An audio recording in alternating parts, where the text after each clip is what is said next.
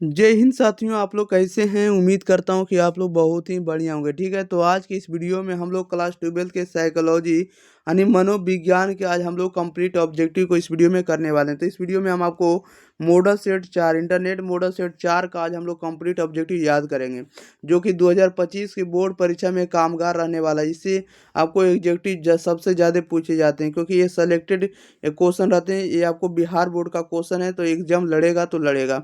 इसलिए आप लोग को एकदम जो भी हम आपको 5 मॉडल सेट बताएंगे सभी को आपको पढ़ के जाना है। ठीक है, सभी आपको एग्जाम से पहले आपको देखने को मिल जाएगा। 31 तारीख से पहले सभी वीडियो आपको अवेलेबल मिलेगा, इसलिए आप लोग जरूर जाकर पढ़ लीजिएगा, पढ़कर ही जाइएगा सभी विषय का। अगर साथ ही साथ अगर आप लोग चाहते हैं कि हम ट्वेल्थ आर से लिए हैं, तो आप लोग जाकर क्या करिएगा कि एग्जाम प्री अगर आप लोग को नहीं जाता लिखने के लिए, तो आप लोग लिख देते हैं, लिख लीजिएगा, सर्च करिएगा एग्जाम प्री आप लोग यूट्यूब पर, तो आप लोग को 12th क्लास का सभी विषय का आपको देखने को मिल जाएगा। आर्ट्स का ऑब्जेक्टिव और सब्जेक्टिव दोनों वीडियो। ठीक है, साइंस क्लास का भी बना दिए, तो आप लोग जो भी मन करता है पढ़ सकते हैं एग्जाम प्री से। लेकिन आपका काम इतना ही रहेगा कि आप हमारे लिए एक ही काम कर सकते हैं कि वीडियो को शेयर करिएगा, वीडियो पर को लाइक करिएगा, और चैनल का आपका काम रहेगा प्यारे साथियों, प्यारी भाई बहनों, कि चैनल को सब्सक्राइब भी कर लेना। ओके, ये 3 काम आप लोगों के ऊपर हम छोड़ देते हैं। वीडियो को शेयर करना आपका काम रहेगा, लाइक करना आपका काम रहेगा, और सब्सक्राइब भी करना आपका ही काम रहेगा। ये मेरा काम नहीं, मेरा काम है कि कंटेंट को हम आपको प्रोवाइड कर सकते हैं बेस्ट से बेस्ट। ओके, चलिए, तो उम्मीद करते हैं और हम आगे बढ़ते हैं, और आप लोग अपने एग्जाम की तैयारी बेहतरीन करेंगे, कोई भी दिक्कत नहीं होगा। क्वेश्चन नंबर देखिएगा, इससे पहले हम निर्देश समझ लेते हैं। निर्देश में क्या दिया रहेगा कि खंड आ में यानी सेक्शन आ में आपको, सेक्शन ए में जो आपको वस्तुनिष्ठ क्वेश्चन रहेगा, ऑब्जेक्टिव टाइप क्वेश्चन रहेगा सेक्शन ए में। सेक्शन बी में आपको विषय निष्ठ प्रश्न रहेगा यानी सब्जेक्टिव क्वेश्चन रहेगा। तो खंड आ में बात करते हैं कि प्रश्न संख्या 1 से 70 तक के प्रश्न के साथ 4 विकल्प दिए रहेंगे, 4 ऑप्शन दिए रहेंगे, जिनमें से एक सही होगा यानी एक वो करेक्ट होगा। अपने द्वारा चुने गए सही विकल्प को ओमर शीट पर अंकित करना है। और अगर आपको 35 प्रश्न के उत्तर देने हैं तो 35 प्रश्न ही दीजिएगा। और यहाँ दे दिया कि यदि परीक्षार्थी 35 से अधिक प्रश्नों के उत्तर देते हैं, तो प्रथम 35 मतलब 1 से लेके जहाँ तक 35 गिनेगा, 35 क्वेश्चन होगा वहीं तक जांच होगा। इसके अलावा आपको क्वेश्चन चेक नहीं होगा। इसलिए आप लोग ध्यान रखिएगा कि जो क्वेश्चन आपको आएगा 35 क्वेश्चन को आपको चुन कर मारना है सही। ठीक है, आपको पूरे क्वेश्चन को रंगना नहीं है, मात्र 35 क्वेश्चन को ही बनाना है। एक क्वेश्चन के लिए 1 नंबर मिलेगा, 35 क्वेश्चन के लिए 35 नंबर आपको मिलने वाला है। तो इसलिए आपको इस वीडियो से 35 आपको ऑब्जेक्टिव बनेगा। तो शुरू से अंत तक बने रहिएगा, हम कंप्लीट याद करवा देंगे, कोई भी दिक्कत नहीं होगा। ओके, चलिए, तो आप लोग शुरू से अंत तक बने रहिएगा, 4 से 5 सेकंड के अंदर भी आंसर भी बताने का प्रयास करिएगा। क्वेश्चन नंबर 1 लेते हैं। कह रहा है कि यदि कह रहा है फर्स्ट नंबर में कि नई परिस्थितियों में समायोजन की योग्यता ही बुद्धि है, किसने कहा है बताइएगा। कह रहा है कि नई परिस्थितियों में समायोजन की योग्यता ही बुद्धि है, ये किसने कहा है। तो ये कहा है आपको टर्मन ने कहा है। किसने कहा, तो टर्मन महोदय ने। राइट आंसर ये हो जाएगा। 2 में कह रहा है कि आगमनात्मक तर्कना को किसने बुद्धि का ये कारक माना है बताइएगा। आगमनात्मक तर्कना को किसने बुद्धि का ये कारक माना है, तो राइट आंसर इसका सी हो जाएगा। जेनसन ने माना है। किसने माना, जेनसन ने। राइट आंसर सी हो जाएगा। क्वेश्चन नंबर 3 में कह रहा है, देखिएगा 3 नंबर में देखिए क्या कर रहा है। कह रहा है कि राइबेन प्रोग्रेसिव मैट्रिक्स क्या है। राइबेन प्रोग्रेसिव मैट्रिक्स क्या होता है, तो एक प्रकार का आपको शाब्दिक बुद्धि परीक्षण है। राइट आंसर सी हो जाएगा। 4 में कह रहा है मनोविज्ञान में सर्वप्रथम बुद्धि परीक्षण की शुरुआत किसने की बताइएगा। मनोविज्ञान में सर्वप्रथम बुद्धि परीक्षण की शुरुआत किसने की, तो राइट आंसर ये हो जाएगा, बीने ने किया। 5 में कह रहा है बुद्धि लब्धि विस्तार 80 से 89 के बीच का व्यक्ति कहलाता है। बुद्धि लब्धि विस्तार 80 से 89 के बीच का व्यक्ति क्या कहलाता है, तो उसे हम लोग क्या कहते हैं, उसे हम लोग औसत व्यक्ति में रखेंगे। राइट आंसर इसका क्या हो जाएगा, तो सी हो जाएगा। ओके, याद रखिएगा। क्वेश्चन नंबर लेते हैं हम लोग 6 नंबर की ओर। 6 नंबर में देखिए क्या कर रहा है।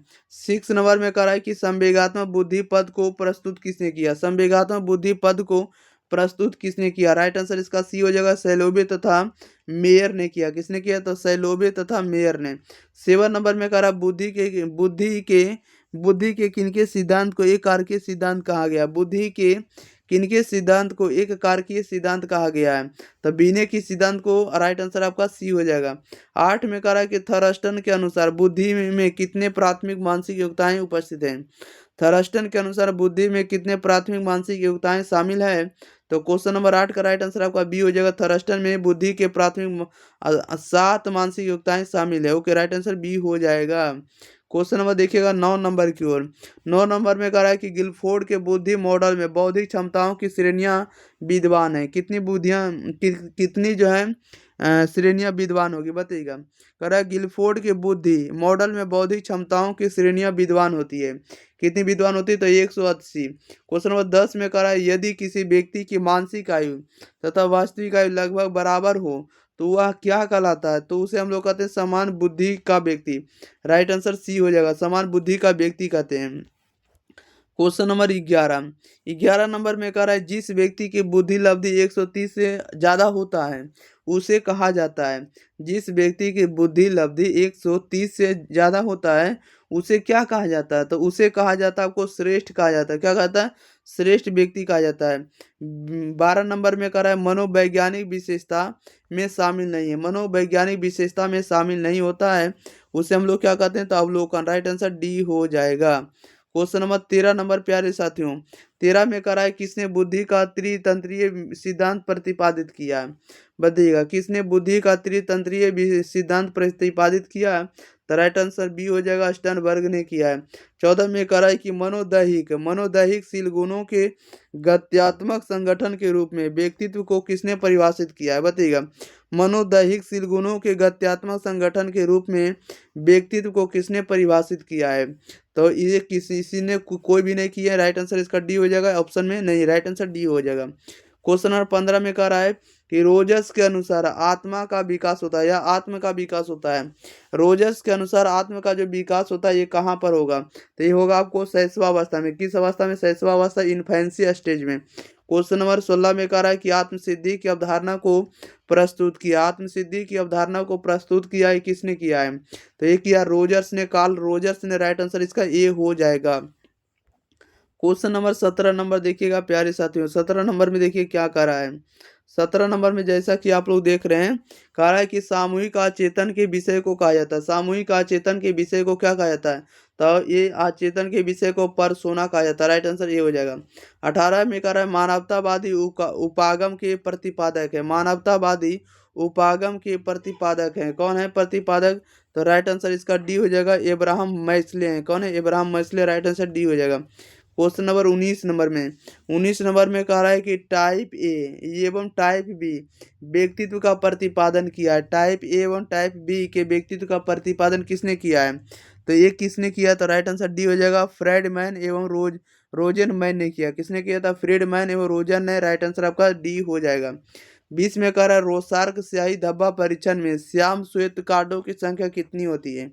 बताइएगा रोसार्क स्याही धब्बा परीक्षण में श्याम श्वेत कार्डों की संख्या कितनी होती है? तब 20 का जो सही जवाब हो जाएगा बी हो जाएगा, 5 होते हैं। कितने होते हैं? 5 होते हैं। क्वेश्चन नंबर 21 नंबर में कह रहा है निम्नलिखित में कौन सा कथन सही है? बताइएगा निम्नलिखित में से कौन सा सही क्रम है? तो सही क्रम आप लोग को चुनना है। तो सही क्रम ये हो जाएगा, अव्यक्तता हो जाएगा, अव्यक्तता हो जाएगा, अव्यक्त अवस्था हो जाएगा, मुखावस्था हो जाएगा, गुदावस्था होगा। राइट आंसर ये हो जाएगा। 22 में कह रहा है निम्नलिखित में से कौन है जो मन के आकारात्मक पहलू नहीं है? बताइएगा निम्नलिखित में से कौन मन के आकारात्मक पहलू नहीं है? तो राइट आंसर इसका सी हो जाएगा, अवचेतन। क्या हो जाएगा? अवचेतन। क्वेश्चन नंबर 23 में देखिएगा क्या कर रहा है। 23 नंबर में कह रहा है निम्नलिखित में से कौन वास्तविकता के नियम से निर्देशित होता है? वास्तविकता के नियम से निर्देशित होता है कौन होता है? तो उपाहम होता है। राइट आंसर सी हो जाएगा। 24 में कह रहा है कि वाक्य पूर्ति परीक्षण है एक। वाक्य पूर्ति परीक्षण है एक क्या है? तो एक प्रकार का प्रक्षेपीय प्राविधि है। राइट आंसर ये हो जाएगा। क्वेश्चन नंबर 25 नंबर में देखिए क्या कर रहा है। 25 में कह रहा है कि टाइप ए प्रकार के व्यक्तित्व में कौन सी विशेषताएं पाई जाती है? टाइप ए प्रकार के व्यक्तित्व में कौन सी विशेषताएं पाई जाती है? तो ये पाई जाती है आपको बेसब्री पाई जाती है, प्रतियोगिता पाई जाती है, आक्रामकता पाई जाती है। इसलिए राइट आंसर इसका डी हो जाएगा, इनमें से सभी पाई जाती है। 26 में कह रहा है कि व्यक्तित्व का कारक विश्लेषण सिद्धांत का प्रतिपादक कौन है? बताइएगा व्यक्तित्व का कारक विश्लेषण सिद्धांत का प्रतिपादक कौन है? तो राइट आंसर सी हो जाएगा, काइटल महोदय हैं। 27 में कह रहा है निम्नलिखित में से कौन सा बहिर्मुखी व्यक्तित्व का शील गुण नहीं है? बहिर्मुखी व्यक्तित्व का शील गुण नहीं है, कौन नहीं है? तो सामाजिक नहीं है, राइट आंसर ये हो जाएगा।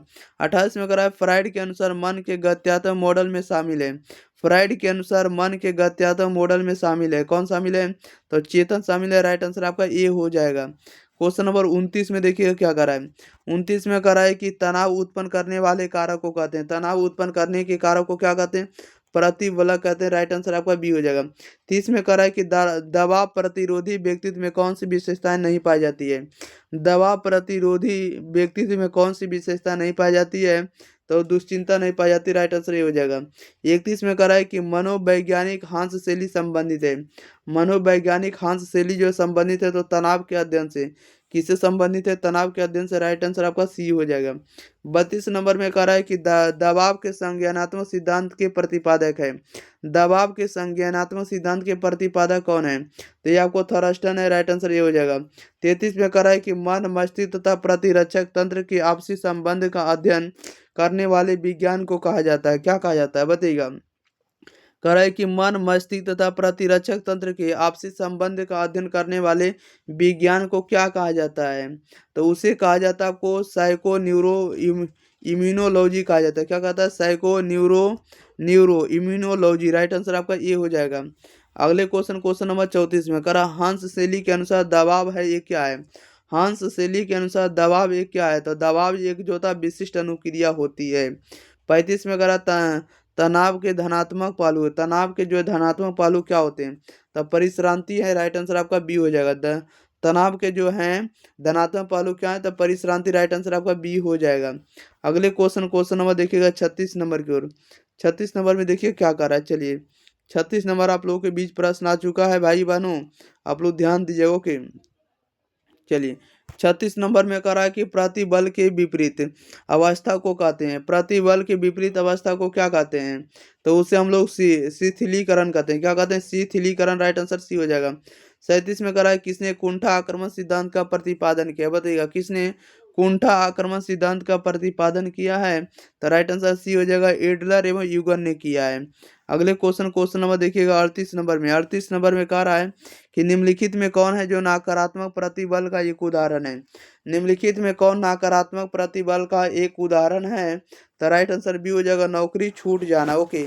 ये आपको नकारात्मक प्रतिबल का उदाहरण है। क्वेश्चन नंबर 39 में कह रहा है निम्नलिखित में कौन असामान्य व्यवहार से संबंधित नहीं है? असामान्य व्यवहार से संबंधित नहीं है, कौन है? तो शारीरिक गठन, राइट आंसर आपका डी हो जाएगा। क्वेश्चन नंबर 40 नंबर में कह रहा है कि ICD-10 प्रस्तुत किया गया। ICD-10 प्रस्तुत किया गया, तो ये किसके द्वारा प्रस्तुत किया गया? तो ये किया गया विश्व स्वास्थ्य संगठन के द्वारा, राइट आंसर बी हो जाएगा। क्वेश्चन नंबर देखिएगा आप लोग कितना नंबर 41 में कह रहा है कि कायरूप विकार संबंधित है। कायरूप विकार जो होता है संबंधित होता है तो शारीरिक समस्या से, राइट आंसर ये हो जाएगा। क्वेश्चन नंबर 42 में कह रहा है इनमें कौन असामान्यता के जैविकीय कारक नहीं है? इनमें से कौन है जो असामान्यता के जैविकीय कारक नहीं है? तो राइट आंसर आपका बी हो जाएगा, अंतःस्रावी ग्रंथियों का प्रभाव। 43 में कह रहा है एक ध्रुवीय विकार का दूसरा नाम क्या है? एक ध्रुवीय विकार का दूसरा नाम क्या होता है? तो राइट आंसर आपका देखिएगा, इसका राइट आंसर डी हो जाएगा। देखिए एक बात याद रखिएगा, एक ध्रुवीय विकार का दूसरा नाम क्या होता है? तो उसे हम लोग उन्मादी विषादी विकार भी कहते हैं, राइट आंसर सी हो जाएगा, ओके। चलिए अगले क्वेश्चन लेते हैं। क्वेश्चन नंबर देखिएगा आप लोग 44 नंबर में कह रहा है किसी समान प्रक्रिया को असामान्य रूप से बार बार दोहराने की व्याधि को क्या कहते हैं?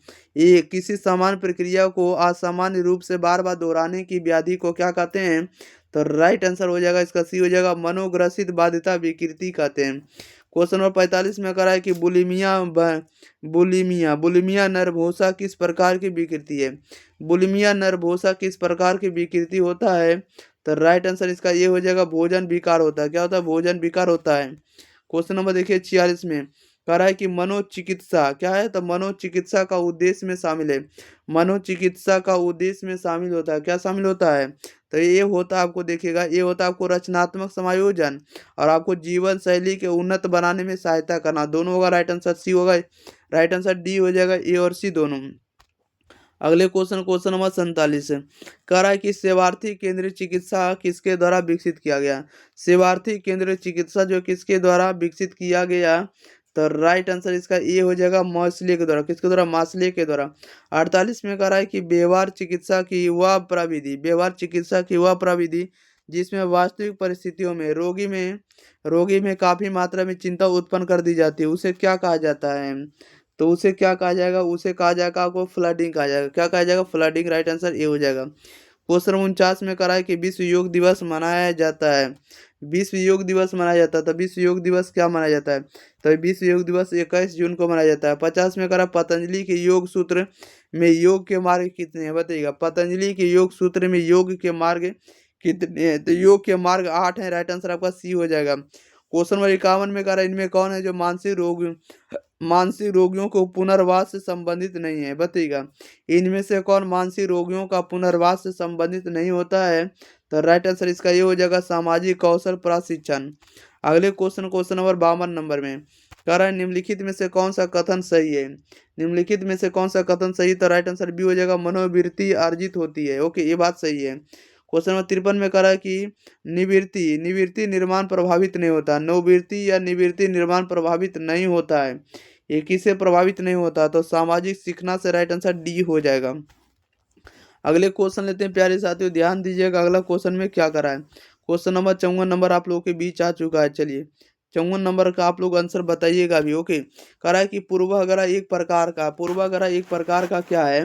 तो पूर्वाग्रह एक प्रकार का मनोवृत्ति है। 55 में कह रहा है कि मनोवृत्तियों के निर्माण पर सांस्कृतिक कारकों के भूमिका पर बल दिया गया है। मनोवृत्तियों के निर्माण पर सांस्कृतिक कारकों के भूमिका पर बल दिया गया है। ये बल दिया गया आपको मीड एवं बेनेडिक्ट द्वारा। राइट आंसर आपका बी हो जाएगा। क्वेश्चन नंबर 56 नंबर में कह रहा है कि स्वार्थ रहित मदद है, ये आपको सामाजिक सुकरीकरण कहलाएगा। राइट आंसर आपका सी हो जाएगा। 57 में कह रहा है परिवार एक डैश समूह है। परिवार एक डैश समूह होता है, तो परिवार को प्राथमिक समूह में रखते हैं। किस में रखते हैं? प्राथमिक समूह में रखेंगे, और स्कूल कॉलेज जो भी दूर से होंगे उसे द्वितीय श्रेणी में रखा जाएगा। ओके, क्वेश्चन नंबर 58 में कह रहा है समूह में यदि व्यक्ति का कार्य निष्पादन घट जाता है तो उसे क्या कहते हैं? बताइएगा। समूह में यदि व्यक्ति का कार्य निष्पादन घट जाता है तो उसे क्या कहा जाता है? तो उसे कहा जाता है आपको सामाजिक विभेदन कहा जाता है। क्वेश्चन नंबर 59 में कह रहा है दफ्तर एवं फैक्ट्री के कर्मचारी उदाहरण है। दफ्तर एवं फैक्ट्री के कर्मचारी उदाहरण है, ये किसके उदाहरण है? तो ये उदाहरण आपको अनौपचारिक समूह के। राइट आंसर डी हो जाएगा। क्वेश्चन नंबर देखिएगा 60 नंबर में। 60 नंबर में कह रहा है कि गुणारोपण के आंतरिक कारणों को कहा जाता है। गुणारोपण के आंतरिक कारणों को कहा जाता है, तभी प्रेरणात्मक कारक को कहा जाता है। राइट आंसर आपका ए हो जाएगा। क्वेश्चन नंबर 61 में कह रहा है कि अनुपालन की प्रविधि में कौन शामिल नहीं है? अनुपालन की प्रविधि में कौन शामिल नहीं है? राइट आंसर ए हो जाएगा चाटुकारिता शामिल नहीं है। अगले क्वेश्चन नंबर देखिएगा आप लोग 62 नंबर में। 62 नंबर में कह रहा है कि जीव तथा उसके पर्यावरण के बीच के संबंधों का अध्ययन कहलाता है। क्या कहलाता है? जीव तथा उसके पर्यावरण के बीच के संबंधों का अध्ययन करना क्या कहलाता है? तो पारिस्थितिकी कहलाएगा। राइट आंसर आपका सी हो जाएगा। 63 में कह रहा है बंदूरा के अनुसार क्या है? तो बंदूरा के अनुसार आक्रामक व्यवहार को सीखने का मुख्य आधार क्या है? तब मुख्य आधार को क्या कहा जाएगा? तो मुख्य आधार को हमको अधिगम कहेंगे। क्या कहेंगे? अधिगम, जिसको हम लर्निंग कहते हैं इंग्लिश में। क्वेश्चन नंबर 64 में कह रहा है इनमें कौन है जो मानव निर्मित आपदा नहीं है? तो मानव निर्मित आपदा कौन है? राइट आंसर बताइएगा। तो राइट आंसर इसका क्या हो जाएगा सही जवाब? तो देखिएगा मानव निर्मित आपदा नहीं है, तो सुनामी आपको मानव निर्मित आपदा नहीं है। 65 में कह रहा है विश्व पर्यावरण दिवस कब मनाया जाता है? तो विश्व पर्यावरण दिवस मनाया जाता है 5 जून को। राइट आंसर इसका बी हो जाएगा। अगले क्वेश्चन लेते हैं प्यारे साथियों, क्वेश्चन नंबर 66 नंबर में। 66 नंबर में कह रहा है कि वातावरणीय प्रदूषण हो सकता है डैश के रूप में। किसके रूप में हो सकता है? वातावरणीय प्रदूषण किसके रूप में हो सकता है? तो वातावरणीय प्रदूषण हो सकता है जल प्रदूषण द्वारा, वायु प्रदूषण द्वारा, मिट्टी प्रदूषण द्वारा, सभी के द्वारा। राइट आंसर डी हो जाएगा इनमें से सभी। 67 में कह रहा है कि परामर्श का उद्देश्य में शामिल है। परामर्श में उद्देश्य शामिल होता है, तब विकास शामिल होता है, उपचार शामिल होता है, निरोध शामिल होता है, सभी शामिल है। राइट आंसर डी होगा इनमें से सभी। क्वेश्चन नंबर 68 में कह रहा है निम्नलिखित में से कौशल के बारे में कौन सा सही नहीं है? निम्नलिखित में से कौशल के बारे में कौन सा कथन सही नहीं? राइट आंसर डी हो जाएगा। इसे प्रशिक्षण या अनुभव से अर्जित किया जाता है। इसे प्रशिक्षण या अनुभव से अर्जित किया जाता है। ये बात क्या गलत है? तो यही आपका सही हो जाएगा, क्योंकि निगेटिव पूछा गया था। Question number 69। 69 में करा है कि समय प्रबंधन कौशल है। समय प्रबंधन कौशल होता है तब वैयक्तिक होता है। क्या होता है? वैयक्तिक। राइट आंसर ये हो जाएगा। 70 में करा निम्नलिखित में साक्षात्कार का कौन सा अवस्था नहीं है? बताइएगा। निम्नलिखित में साक्षात्कार का कौन अवस्था नहीं है? कौन सा अवस्था नहीं होता साक्षात्कार का? तो राइट आंसर डी हो जाएगा, संबंध की प्रागाढ़ता। संबंध की प्रागाढ़ता जो है साक्षात्कार का आपको स्टेज नहीं होता, साक्षात्कार का स्टेट नहीं होता। ओके, राइट आंसर सी हो जाएगा। चलिए, तो इस वीडियो में जितने ऑब्जेक्टिव था सभी के सभी ऑब्जेक्टिव कंप्लीट कर दिए। तो आपका काम रहेगा कि वीडियो को अपने दोस्तों के पास शेयर कर देना है। चैनल को अगर आप लोग सब्सक्राइब नहीं किए तो चैनल को आपका काम रहेगा सब्सक्राइब कर देना है। अब वीडियो को लाइक नहीं किए प्यारे साथी तो लाइक जरूर कर दिएगा, ठीक है। अगर आप लोग को किसी भी तरह का दिक्कत होता है तो 90 65 71 94 39 इस नंबर पर आपको व्हाट्सएप ग्रुप के साथ, एग्जाम फ्री ग्रुप के साथ जुड़ जाना है। ओके, व्हाट्सएप ग्रुप के साथ जुड़ जाइए, टेलीग्राम ग्रुप के साथ जुड़ जाइए, और आपको जो भी होता है यूट्यूब चैनल के साथ जुड़ जाइए। तो आपको किसी भी तरह का आर्ट्स में दिक्कत होने नहीं देंगे। ओके, मिलते हैं अगली वीडियो के साथ, तब तक के लिए thank you for watching this video. धन्यवाद।